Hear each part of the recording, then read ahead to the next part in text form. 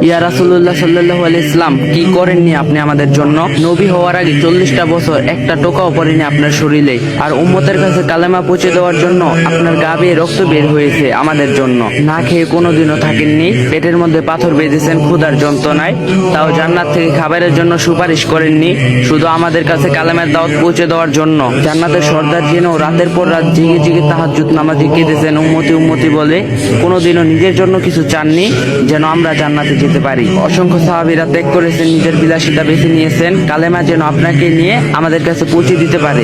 কালেমা। ইয়া রাসূলুল্লাহ সাল্লাল্লাহু আলাইহি ওয়াসাল্লাম, মেরাজের রাতে যখন জান্নাত দেখেছিলেন, চাইলে আপনি সেই জান্নাতে থেকে যেতে পারতেন, কিন্তু আপনি উম্মতদের জন্য ফিরে এসেছেন। জাহান্নাম দেখার পর বারবার উম্মতদের কথা ভেবে চোখ দিয়ে পানি ফেলছিলেন। ইয়া রাসূল, সেদিন আজরাইল আলাইহিস সালাম এসেছিলেন জান কবজ করতে, আপনার কাছে অনুমতি চেয়েছিলেন। আপনি বলেছিলেন, ভাই আজরাইল, আমি চলে যাওয়ার পর আমার উম্মতদের কি হবে?